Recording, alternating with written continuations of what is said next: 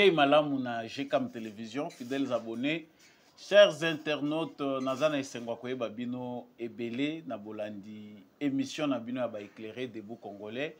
Merci de nous suivre partout à travers la République démocratique du Congo. Merci de nous suivre à travers les mondes ici présents devant votre écran. Samba Olonga, Mwana Mboka, ndenge na lobaka toujours Bendele Koyate.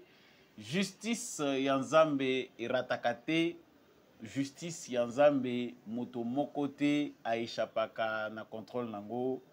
Edin koloba ete salaka kaka malamu po monso to salaka monso to posaka comme acte ezalaka comptabiliser ceux qui osalaka mabe ozali ko batama olobi ke moto akomona ngai te oza komikosa soki po salaka nanko olobi ozali tout puissant yeba ngo ba tout puissant pe bakotaka mabele ba tout puissant pe ba regrettaka na soir ya vie na bango eza tarte pour changer ozongela kosala malamu ezalaka sentence te ezali appel à l'ordre soki osalaka mabe motema na yo eyebi soki po osalaka malamu motema na yo eyebi vous serez jugé même par votre propre conscience.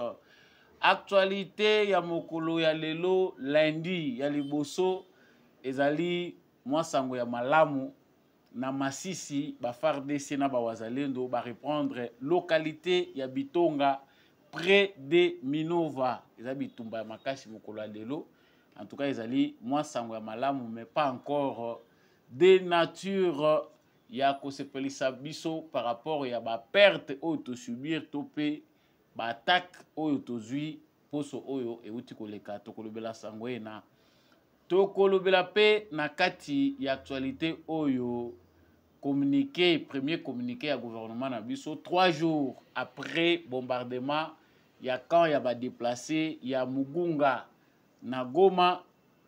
Gouvernement ya République démocratique du Congo basali communiqué à travers ministère ya information et ya communication bango ba talisete bazali ko réserver une réponse appropriée na batoyo impunément bazali ko s'en prendre na ba paisible population au mépris des droits humains.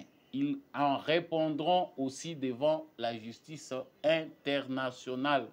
Wana ezali communiqué ya ministère en charge de l'information et de la communication de la part du gouvernement congolais. Toko talisa pe ete SADC ya talisi azali ko condamner ba acte wana pe bazali engagé ya ko combattre aux côtés ya ba FARDC pour que ba terroristes ya armée rwandaise bazwate ville ya Goma topé ba progresser na barbarie na bango. Nous allons parler aussi dans cette émission de l'opération Panthère Noire initiée par le ministre de l'Intérieur Peter Kazadi qui déjà par des communiqués officiels est ici biso que résultat nango ezali malamu kasi bato musu bazali ko décrier déjà ba dérapage o ezali ko salema et pas y a ba policiers bazali déployés pour na ko mener opération wana contre ba bandits urbains au tobengaka communément ba kuluna. En tout cas, il y a des policiers au bazali ko commettre ba bavure. Est-ce que bazali contrôler mutuna mususu tokoloba à travers analyse na biso pona kotuna ndeko Peter Kazadi opération Panthère Noire ezali kaka pona Kinshasa tope ezali pona ba province mususu ya République démocratique du Congo pona nini akitaka na Goma te Goma pe insécurité ezali makasi makambo eza koleka na Kinshasa ezali pe na Goma bazali ko boma bato à bout portant pona nini opération oyo ezali pe lancé te na ville ya Goma tokolobelango na kati ya actualité na biso. Par un décret, le Premier ministre sortant Sama Lukonde fait basculer l'administration publique en semaine anglaise. Bah, horaire, il y a travail et comme il rôle la semaine anglaise dans la République démocratique du Congo, wana ezali décret ministériel il y a Sama Lukonde, Premier ministre sortant, y en tout cas à travers décret oyo, bah, travailleurs congolais union sur dans l'administration congolaise, bah, travailler de 8 heures à 17 heures. le samedi bakobanda kosalaka mosala te ba bureau ekozala fermé ti mokolo ya lundi nde bo reprendre mosala na bino. Bonne ou mauvaise décision, c'est ce que nous allons chercher à savoir dans cette émission. Si c'est une bonne décision, pourquoi attendre maintenant alors qu'il est sortant pour prendre cette décision? Nous allons essayer de réfléchir avec vous, bien évidemment. Ceux qui peuvent opérer vous allez intéresser na likambo wana tolobeli, okoki pe ko mettre avis na yo na commentaire. Voilà pour l'essentiel. Parenthèse émission na biso président Félix Tshisekedi a pesaki avis na ye na mutuno batuna ki na journaliste français concernant likambo etali Russie na Chine na Afrique. En tout cas, ya talisaki que Russie na Chine bazali ko avancer malamu parce que bazali koto sabiso baza koya na ba conditions ebele te et que makambo ya démocratie ekoyi kozala te wana comme obstacle parce que mabe oyo bakoyi ko accuser ba chinois ezali pe ko salema na ba pays occidentaux likambo kokamwa président Macron ayambi président chinois na cadre ya coopération na bango pour 60e anniversaire ya ba relation chino-française. En tout cas, est-ce que ezali ko remettre en cause te ba condition bango bazali ko poser na ba africain pour na ko négocier topé kozala ba partenaire na Chine topé Russie?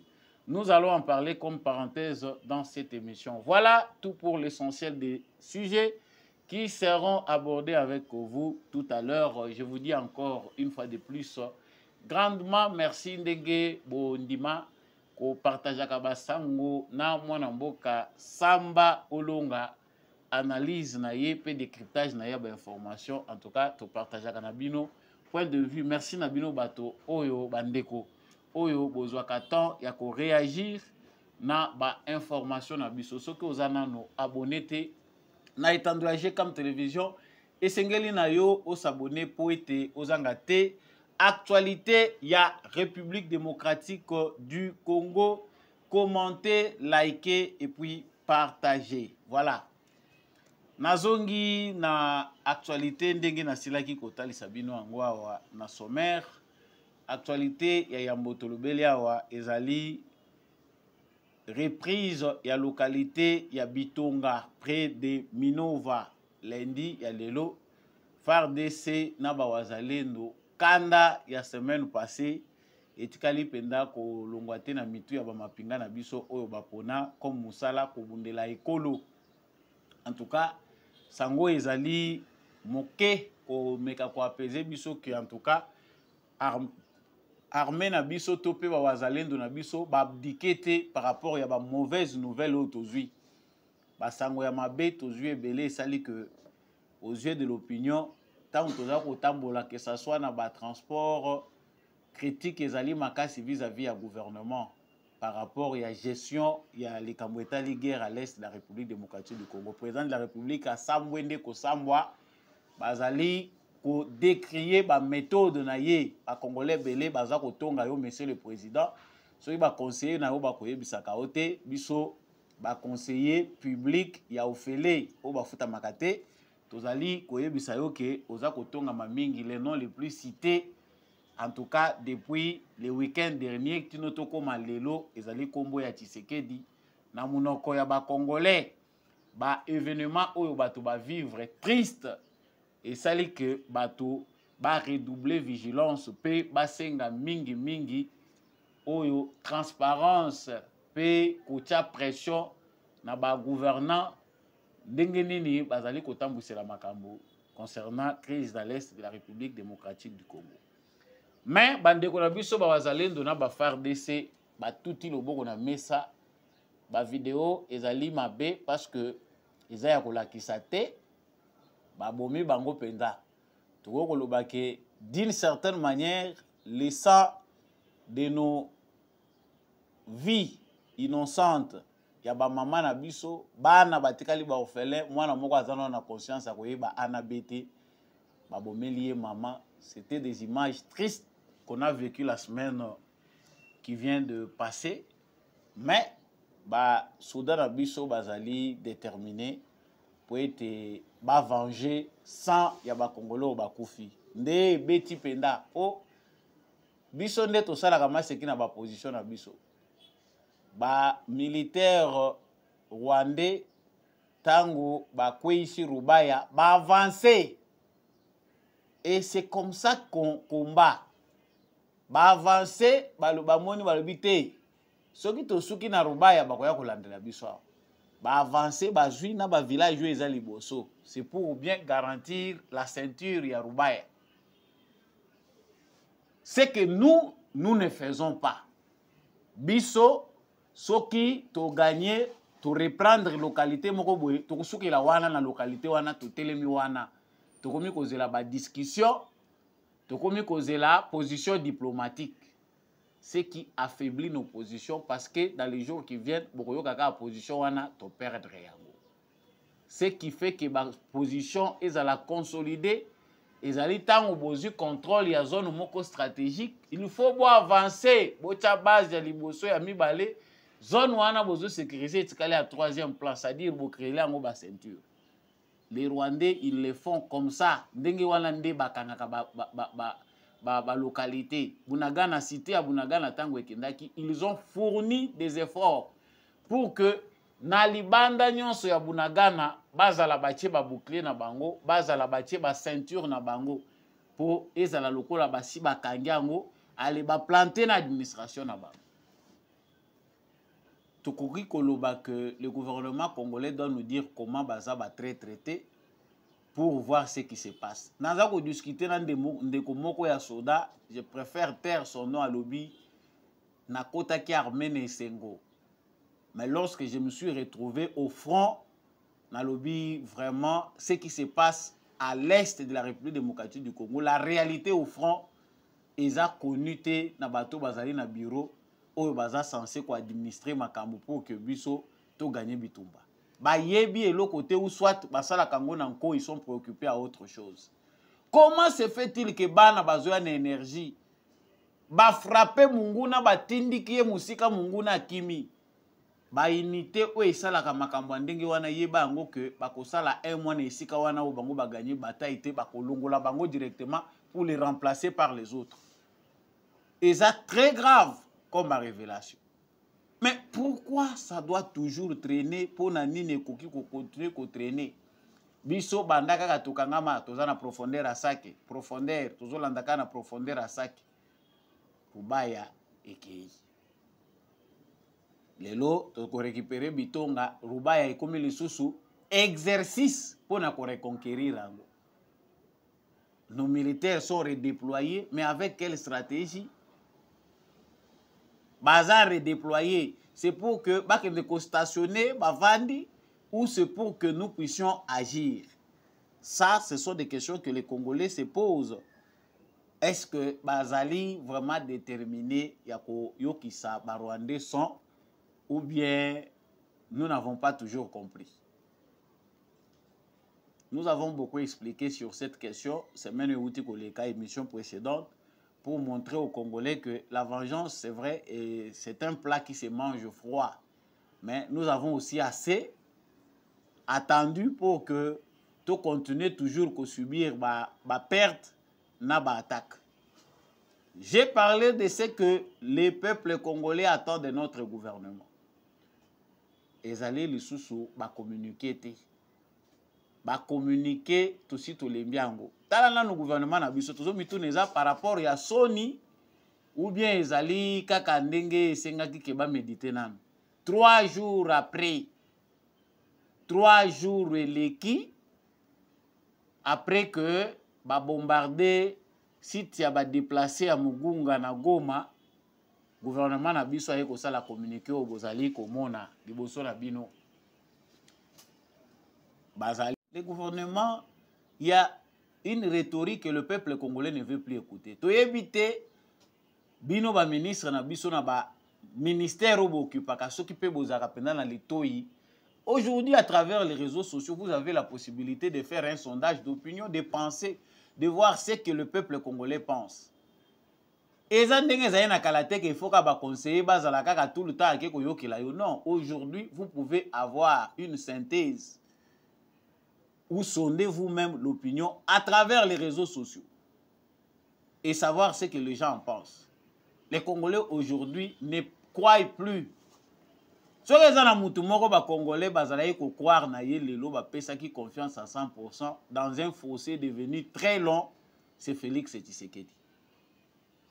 Aujourd'hui, tout est fait pour qu'il y ait encore un déficit de confiance entre le président de la République ou Atikali Nakoko Benga, gardien, il y a confiance, il y a peuple congolais, na peuple Oyo, Azali, na espoir.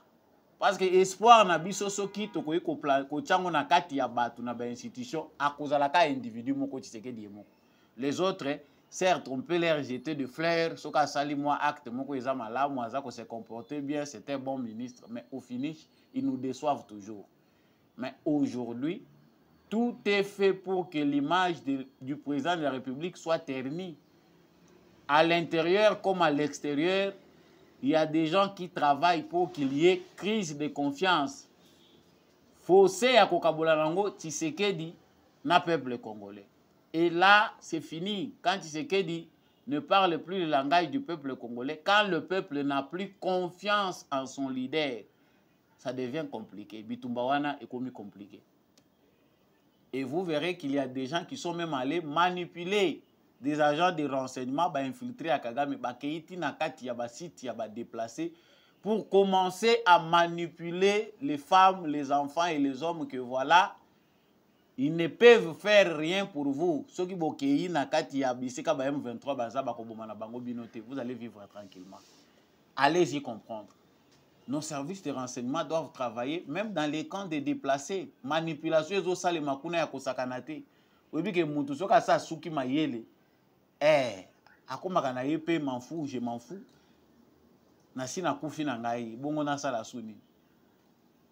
Ne permettons pas que bandeko na biso oyo bazali ba gardien ya intégrité territoriale na biso bakoma manipuler au risque et péril que mboka na biso et s'enfoncer na schéma ya balkanisation.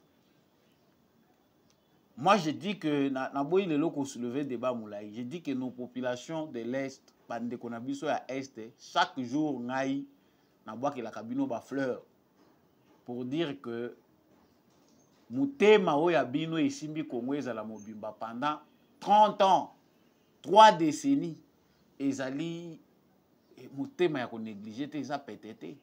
Le Congo est aujourd'hui mobimba parce que nos frères du Grand Kivu, nos frères des endroits-là, oyoyo, insécurité, tout chacun en profondeur, des millions de gens ont perdu leur vue. Bangonde Moutou, Basimbele Biso, intégrité en quelque sorte, intégrité territoriale. Baboyi Kemboko est à la balkaniser. Mais aujourd'hui, nous ne devons pas accepter. Il faut que le gouvernement travaille pour que Bandeko Oyo va s'aider. Et c'est ça l'objectif visé. Dans le bas d'une émission, les qui pour Kagame marché et simbi. Tous ici, tu sais que Dinamboka, tu créer confusion, ceux qui ne savent pas contrôler leurs émotions. Ils disent du n'importe quoi, ils sont prêts à faire n'importe comment. Bizarre. Les sentiments, on les gère. Hein? Après tout, alarme, il y a des émotions, il y a des sentiments, mais après tout, l'intelligence est faite pour dominer nos émotions et nos sentiments. Et je sais qu'il y a des plus meilleurs. Le gouvernement congolais dit dans les communiqués, il y aura une réponse appropriée sera réservée à ceux qui impunément s'en prennent aux paisibles populations au mépris des droits humains. Ils en répondront aussi devant la justice internationale. Pour ça, il ne faut pas attendre 3 jours. C'est ce qui montre aussi quelque part que le gouvernement Ango est assumé, va faire courante, va beaucoup plus impliqué na oyekoye la bango lobby, na survie politique na bango. J'aurai quel poste? Est-ce que ça rassurant? Tout le monde, la plupart des politiciens sont impliqués à 100% dans les questions de survie politique. Ceux qui n'ont pas de poste, ils allaient pouvoir proposer un poste. Et en fin de compte, Mboka est suspendu dans ma pata. On ne sait pas qui contrôle quoi. Patrick Mouyaya, Ozalakana Yokaka, Ozali, Oza ministre, Oza expédier va faire courante. Mais tant que Babomi, Donc, le Premier ministre ne pouvait pas communiquer avec son ministre porte-parole du gouvernement pour qu'un communiqué soit fait dans les temps. Tozeli, 72 heures après, pour Toya Koyoka, baza koyebisa biso que le gouvernement na biso sikoyo et réagir par rapport à likambo et c'est les cas qui ou t'as les 4 ou les 3 je pense. Bizarre. Et ça, bonne déclaration, c'est un communiqué de notre gouvernement, mais nous pensons que Bandeko yo bakozwa ba poste ministériel lobby. Maman Judith Souminoa, beau travailler un peu sur problème où il y a communication nabiso d'État, communication publique, je ne sais pas, communication politique. Patrick Mouyaya a essayé de fournir des efforts à sa manière pour améliorer la communication gouvernementale, mais ce n'est pas assez.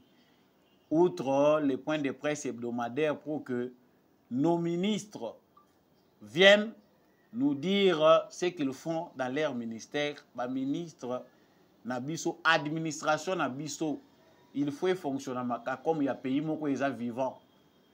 C'est compliqué en fait. Qu'est-ce qui fait que et pas nabiso makambo ezaka na retard, likambo eko salema toute une journée l'équipe peut-être besoin koyoka réaction à tongo. Alors que chez les autres dans les 2 heures, dans les 1 heure qui suivent, il faut qu'une réaction du gouvernement soit là pour nous orienter. Mais Tozeli Abisso, les gens peuvent être en débandade. Comment vous avez arrivé à ministre d'État, ministre du gouvernement, vous avez arrivé à gérer dans le temps? Parce que moment où les gens peuvent s'emporter.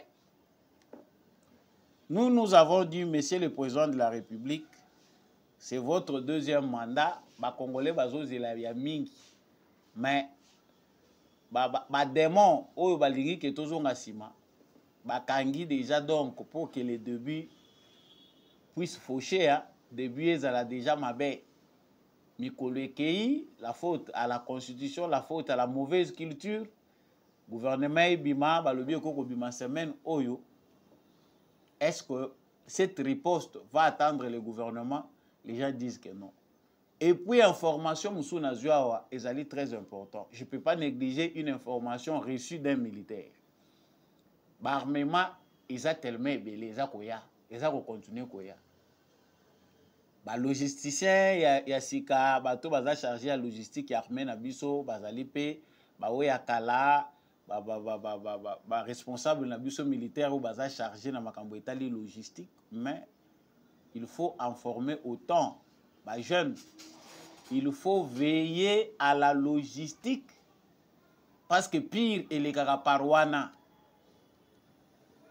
nazo risque à péril toza ko lobela makamusu mais ça n'ande comment azo bisanga que eza lokola des fois certains de nos militaires chefs militaires na biso certains des officiers on dirait bakendaka ko kabela ba armes donc bakei plan ezaki minduki onyon sotoke nango oyo ba arme automatique tokende kotika ngo ba rebelle bazwa na lolenge ndeko na moneli que les gouvernements, que les ministres de défense prennent soin de bien sécuriser nos dépôts de munitions d'ici qu'à l'armement na biso stratégique et commis.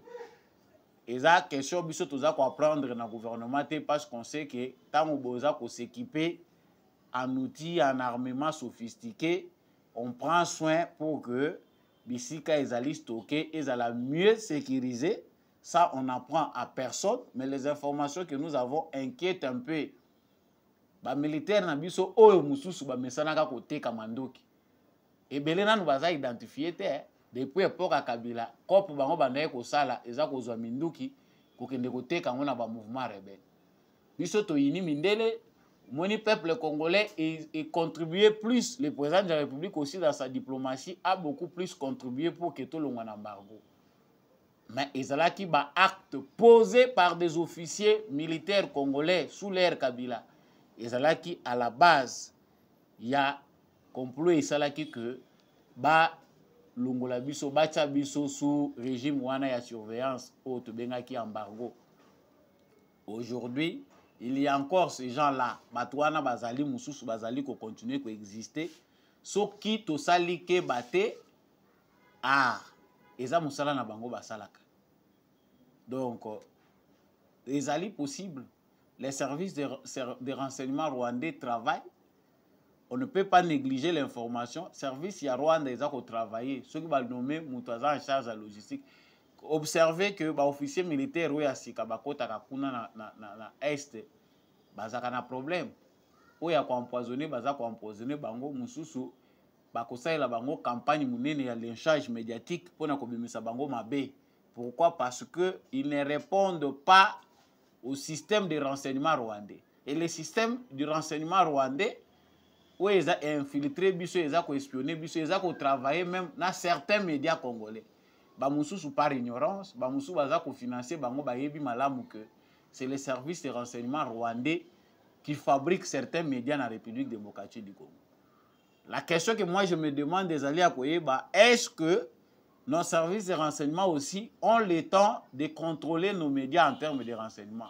Savoir qu'il y a des médias congolais qui ne sont pas congolais, qui sont des médias congolais mais financés par les Rwandais pour s'aimer la pagaille, s'aimer la psychose, désorienter l'opinion.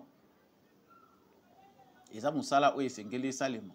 Normalement, les journalistes, même ceux qui sont dans les réseaux sociaux, doivent être suivis de près par les services de renseignement. Parce que atteinte à la liberté, après c'est tout ça. Quand on regarde la presse d'aujourd'hui, on sent que le gouvernement, l'État congolais n'a pas le contrôle sur les journalistes congolais. Donc il y a du n'importe quoi. Et le président de la République et l'autre qui a encouragé Ezali à que le président est assez tolérant, il est assez large. Culture démocratique, mais il a dit quelque chose, une interview dans les cas qui est important. Une interview dans Salaki, c'est quelque chose d'important. Démocratie, c'est un contexte et mboka. Et quand on regarde bien la démocratie, elle ne peut pas être applicable de la même manière partout. Donc, Ezali dans un contexte culturel, historique, Ezali copé sa particularité dans la démocratie à mboka. Voilà pourquoi un système na bango. Sinon, on aurait un système universel pour tout le monde. Mais ici, on voit qu'il y a des différences même en matière de démocratie. Donc, dans une période où il y a guerre, il faut tout meka koboma babilo ko mususu. Dans la province où ils sont sous état de siège, il y a un régime imposé aux journalistes. Mais tout ça, que sur toute l'étendue de la République, les journalistes se permettent de faire du n'importe quoi. Outre patriotisme, où ils n'ont presque pas de journalistes belés, on voit un manque d'ontologie, de professionnalisme, éthique, mais le gouvernement est obligé d'observer, on dit non la liberté de presse. Non, il y a certaines libertés qu'on réduit dans une situation critique. Mais situation est critique, mais façon de représenter publiquement, c'est comme si tout allait bien. Et le rôle en termes de résilience, laissons chacun faire ce qu'il veut parce qu'on est en démocratie. Il y a un réseau, on a des journalistes qui, une fois arrêtés ici par rapport à Yabourd Nabango, ils sont réclamés à l'extérieur. Les journalistes à l'étranger, la marche pour un journaliste ici au Congo. Et puis à la fin, le président de la République les libère. La leçon qu'on retient, c'est que le président de la République peut intervenir pour un journaliste au cas où le président lui-même juge. Tout ça, c'est le président Makambouébélé. Mieux vaut avoir un régime de loi précis en termes d'urgence, comment les journalistes se comportent. On peut ravir certaines libertés, les réduire, les restreindre pour un contexte Moko Songolo Pakala. C'est bien clair là-dessus. Donc, tu que le gouvernement a biso, à l'acquis biso, à l'OBP qui va répondre devant justice internationale. Nous nous attendons que tout le monde a opération paix d'envergure. Et tout ça, la populisme était, tout le cateau espérer plus, mais c'est important. Et il ne fallait même pas le dire. Il ne fallait même pas le dire que tu aurais réagi. Nous voulons voir l'action. Voilà. J'ai fait un point sur l'opération Panthère Noire initiée par Monsieur Excellence, Monsieur le ministre de l'Intérieur, Peter Kazadi. Opération où ils allaient lancer Panthère Noire pour ramasser les bandits urbains, bazali ko tcha insécurité dans la ville de Kinshasa. Je dois vous rappeler que le ministre Peter Kazadi azalaki asalaka ki alobi que ndenga azali ministre intérieur bokomona lisusu bato akuluna te ako réduire bango. En tout cas, on ne peut pas nier, il a fait autant pour traquer bakuluna ebele bakei lisusu bakanyamaka cessé ebele pe bakoti lisusu ba prison. Il y a des opérations silencieuses. Donc bazuka ka ba information baki balokoti place mutu azali bazongi na ye. Mais contexte tozali kolobela lelo opération Panthère Noire initiée par le ministre de l'Intérieur Peter Kazadi. Ezali contexte moko critique. Mama moko na yolo bakangi mwana na ye aza étudiant bazali kokende na ye balobi ki azali kuluna. Maman bimi pour qu'elle ne intervenir et simbité on retrouve la maman morte à Koufi. Moi na ye pe côté bakei na ye ceux qui ba tortura qui était le soir de la journée où il a dit moi na pe à Koufi. Ezali na ba opération et bandaka bien mais ici la bien été. Pourquoi nous avons choisi de parler de ces sujets? Parce que toyebi comportement y a la police na biso. Ezali alerte. Ezako uta peka kana la police. Boyebi sa ministre intérieur Peter Kazadi que ameka ko recenser nanu ba unité nyonso ya la police ba contrôler bango un par un balandela. Qu'est-ce qui se passe dans la ville de Kinshasa? Est-ce qu'ayebi ba unité wana nyonso à 8 ans à travers inspection générale et à la police pour nakota la ba unité wana pe kolandela histoire na bango.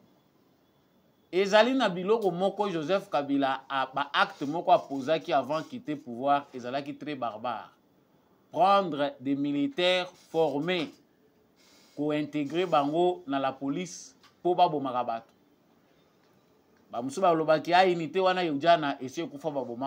Mais il y a encore des gens formés pour l'armée qui sont dans la police. Bazali utilisé dans le lenge amabe.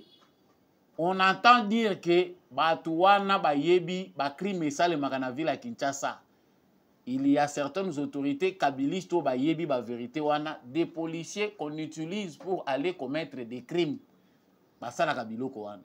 Chaque fois qu'il y a des crimes dans la ville de Kinshasa, sachez que ezali na bateau bango bakenda ko utiliser bayebani na ba paré na bango. Quand on vous présente une unité pour notre police, bozui ba policiers ba existaka déjà, bo pesi bango formation spéciale, boké na bango na opération Panthère Noire. Pour la plupart, mentalité na bango na ba condition na bango ezali ko concorder te. Qu'est-ce que nous attendons? Une police aujourd'hui qui peut faciliter l'évolution des bonnes mœurs. Police qui peut permettre que les Congolais va changer de mentalité et la police yassika. Il faut former, il faut recruter les jeunes qui sont à l'université, les universitaires, les jeunes cadres. Moussala ya la police, c'est Moussala ya Mayele.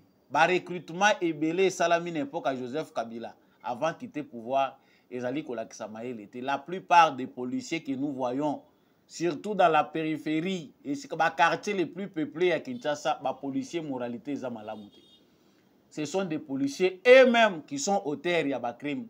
Se comporter ils vont eux-mêmes bataliti, mener opération, aller, créer plan.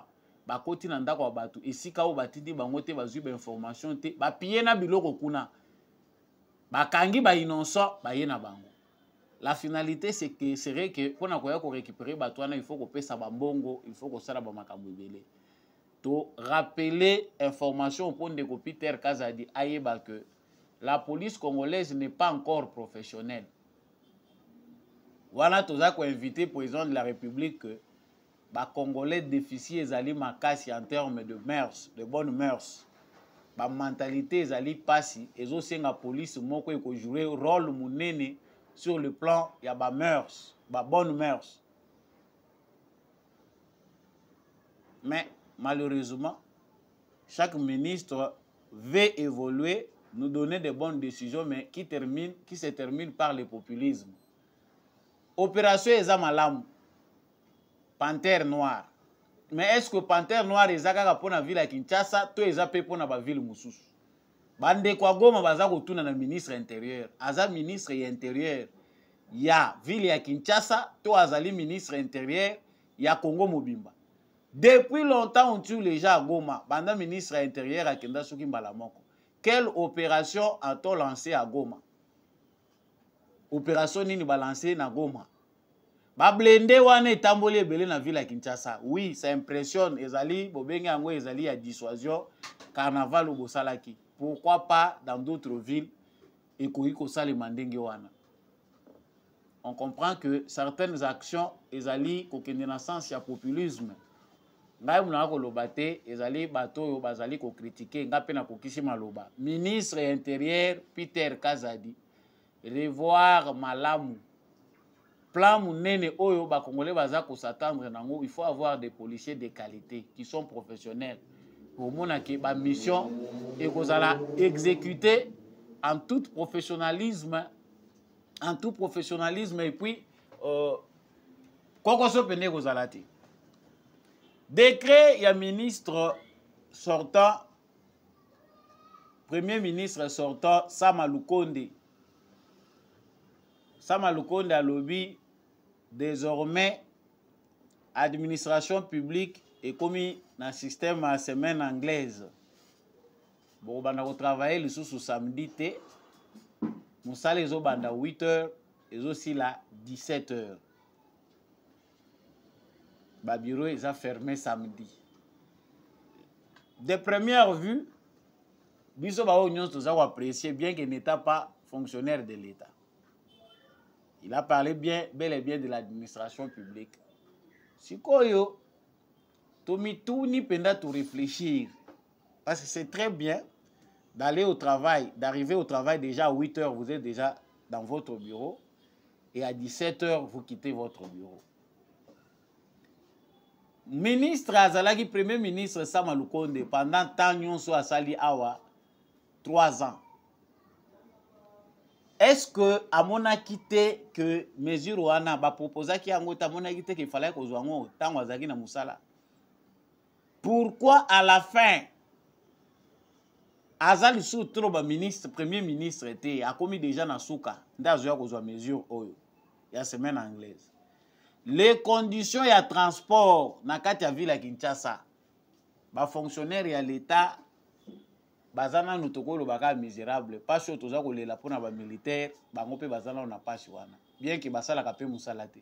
Il y a des gens qui arrivent au bureau à 11h à signer kaka nini présence à baluki a ko fongola ta bureau te 14h déjà za na arrêt bus à luka transport quoi yebi que soit ko misika à 15h. Ici, les transports économiques à Katano, à Ozalanango, tu es obligé à mettre ma distance à Milaï pour avoir un demi-terrain. Pourquoi nos autorités, bateau et bazali na bureau na Congo, nous on pense que les diplômes prennent la place de la réflexion. Non. On comprend que les politiques congolais n'ont plus le temps de réfléchir et d'arriver à une pensée. Les philosophes baza pendant les sous-soutés na politique ya Congo. C'est bien bon une mesure, parce que quand il y a 8h, quand il y a 17h, au ville la Kinshasa, ndenge komi enclavé, Sama Lukonda bandi 0 trou, les loyo. Kaka ndenge ngobila tiki ba fulu, ndenge pe 0 trou et tiki mabolo. Vous planifiez Kinshasa 0 trou, sans d'abord prendre le temps de savoir recenser.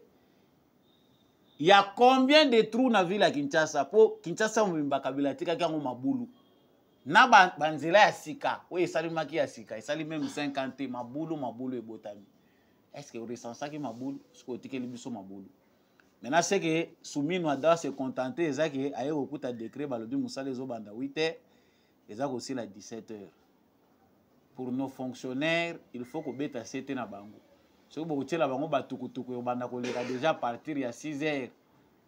Baza kobele la fonction publique bino ka nde mutu bokoyeba ndenge ni bokosala bon toyebi ke na ba ministère mususu bazali na ba mituka na bango mais 8h 17h vraiment toyebi te mais vu ce qui est devenu aujourd'hui la ville de Kinshasa, on pense que c'est un peu irréaliste.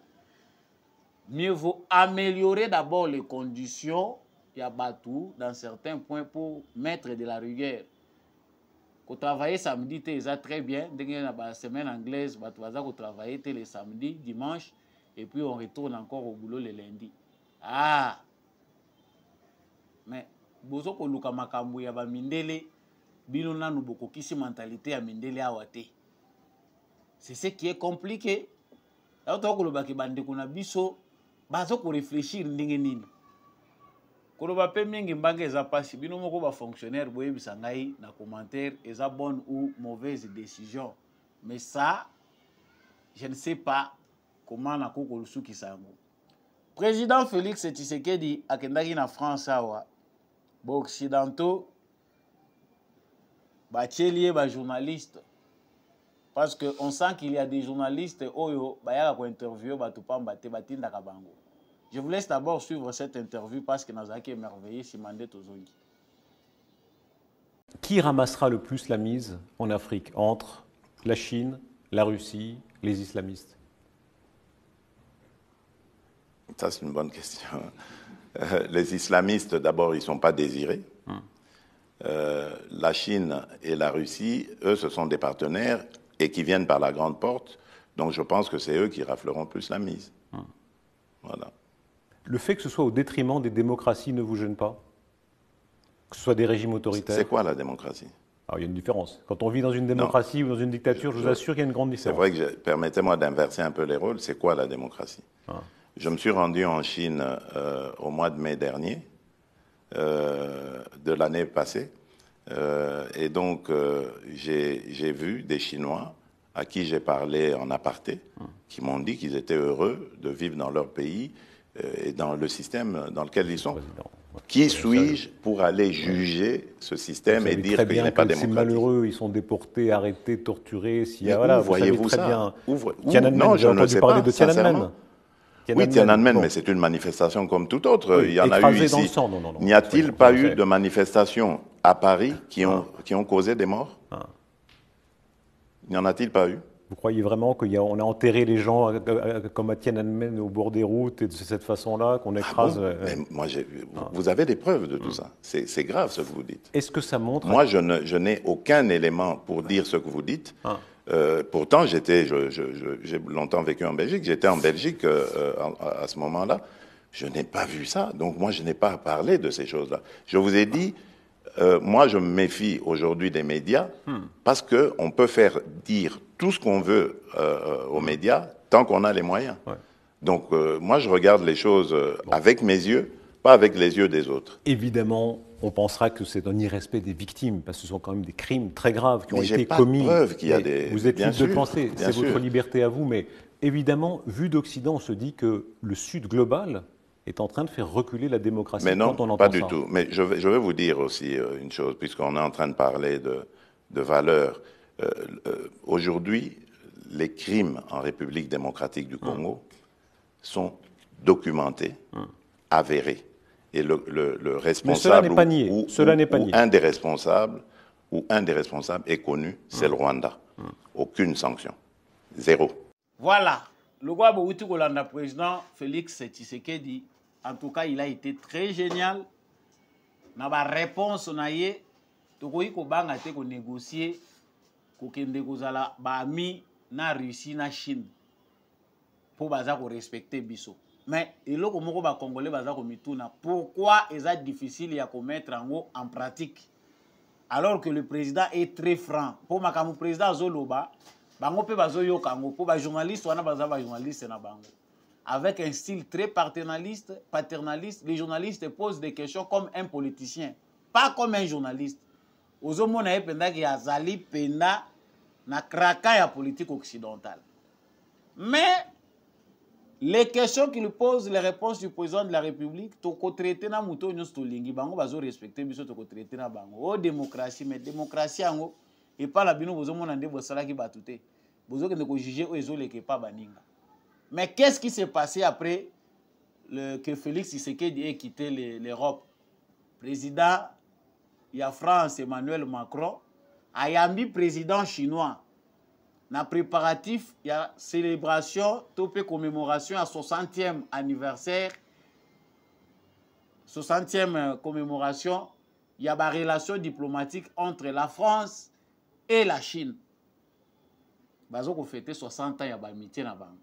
Ça veut dire que malgré la divergence dans Bango, la France veut garder l'amitié de la Chine parce qu'il y a des intérêts. La France veut aller vers la Chine. Mais comment la France n'est pas en mesure de respecter aussi ça par rapport aux Africains? Donc, les Africains, il faut traiter les Chinois. Parce que bazoya ko menacer ba intérêt na biso epa na bino biso photo pone la bino bato il faut bino bo traiter na bango. Bana ba français ba féliciter président Félix Tshisekedi balobi, il est brave. C'est comme ça qu'il faut dire les choses. Aza ko lobango na style moko brutalité, mais il dit des vérités de manière posée dans les droits. Yo ko ya ko imposer biso teto sur la nanani. Quand il s'agit de négocier, vous êtes prêt à chercher à rencontrer Vladimir Poutine ou le président chinois pour n'avoir intérêt na bino ou encore les Arabes. Mais pourquoi il faut poser tant de questions aux Africains? Et là, Félix Tshisekedi pe batu mususu ezali que il faut que les Africains s'assument. Si on a des présidents africains qui sont comme Félix Tshisekedi et les autres au pays bazako s'éveiller, peut-être aussi par leur style, comme au Burkina Faso, au Mali, ainsi de suite. Chaque pays a sa particularité. Il y a des gens qui essayent de comparer. Pourquoi Tshisekedi ne fait pas comme le président malien? Pourquoi Félix Tshisekedi ne fait pas comme le président burkinabé? Chaque pays a son histoire. Chaque pays a sa culture politique. C'est vrai, on est tous dans cette même optique pour que les choses changent en Afrique. Mais pour chaque pays, ça ne changera pas de la même façon. Pour les uns, ça sera par des coups d'État, mais pour les autres, les coups d'État n'amèneront à rien. Pour les autres, avec la culture des coups d'État, Ekosimba, ça va marcher. Mais pour le Congo, ce n'est pas ça le cas. Nous avons un Félix Tshisekedi qui pose des papas na yendenga ko poser. Mais la question primordiale, monsieur le président na koti na bureau na yo pona koloba au nom des Congolais, les Congolais pensent que vous êtes trop lent. Les Congolais pensent que vous êtes laxiste. Votre tolérance est exagérée. Les Congolais pensent que vous hésitez beaucoup. Donc, les Congolais basi basuki mutema balobi oyekoya eya. Ce que nous voulons voir, c'est que le président soit en mesure de mettre en pratique ce qu'il a dit devant les médias occidentaux. Nous ne pouvons pas avoir peur de négocier, de traiter avec les Chinois et les Russes tant qu'ils nous respectent. Les Occidentaux, 5 ans yango yo baleki seli Tshisekedi autour des valeurs, chaîne kaka ya ba valeurs. Qu'est-ce que les États-Unis a investi de concret en République démocratique du Congo? La République démocratique du Congo qui lui fournit la plupart des minéraux, l'essentiel des minéraux stratégiques. Les États-Unis n'ont rien investi au Congo. L'investissement des États-Unis au Congo, c'est à travers des paroles. C'est les bâches qu'on amène aux gens qui sont déplacés, sinistrés à la guerre. Les États-Unis ont aidé. Non, 500 millions ont été donnés au Congo pour aider les bâches, les médicaments pour les gens qui se déplacent. Les États-Unis investissent au Congo dans la guerre, pour que la guerre continue et qu'elle perdure. Les autres ne le font pas. Ça, c'est ce que notre président n'a pas dit. Ce qui peuple congolais à l'amour, qui peuple congolais à comprendre que style ya Tshisekedi eza kosenga peuple moko solide, peuple moko mature, tokotika kofinga ye. C'est nous qui devons nous révolter davantage pour que Tshisekedi ait la force. Style ya Tshisekedi eza style ya bato baza forger la démocratie. Ça nécessite de la maturité, un peuple debout. Si vous voulez qu'il soit dictateur, c'est-à-dire on vous ravit votre souveraineté, il va agir comme Poutine, il va agir comme au Burkina Faso. Si c'est ce que les Congolais veulent, tant mieux. Mais naturellement, ce n'est pas ce qu'on veut. Émission Yamukola Lelo et Sili, vous montrez que le sujet belé essentiel est tourné autour de Yamakambo. Italie, Mboka Nabiso Congo. Napesi bino matondo mingi ndenge ozalaki fidèle na samba olonga pona kolanda toujours ba réflexion na biso ba analyse mingi ba analyse parce que ça ne sert à rien d'avoir des informations qu'on n'est pas en mesure de digérer. Yango na pesa kamayele mingi na analyse pour être to sosola. Matondo mingi na ndekombi à chaque azaki na sima caméra pe na réalisation pour être émission ekoma na bitando na bino lo sako pe matondo na apôtre Gérard Kabea Chovo. Le Sakona, l'homme de la vérité des urnes, Jean-Louis Timbalanga, à papa Michel Lumakaso depuis le sud-ouest de la France, à papa Boniface Mpunga, papa Maurice Kikangala, papa Freddy Ngwama, merci à vous. Merci à papa Kennedy Mukendi, merci à papa Paulin Tika, papa Jeff depuis l'Autriche, merci à maman Bill Bilonda, maman Anima Samba, maman Lisette Mombendou. To tika la simate, to lembate parce que bad nouvelle les alliés tristes, restons mobilisés derrière notre armée et bien sûr derrière notre président de la République qui est le commandant des forces armées. Nous pouvons faire pression, mais to tika la unie, c'est dans l'unité et dans l'amour que nous allons gagner. Félicitations à vous d'avoir choisi de suivre cette émission. Abonnez-vous si vous n'êtes pas encore abonné. Likez et partagez. On se retrouve prochainement avec un nouveau numéro.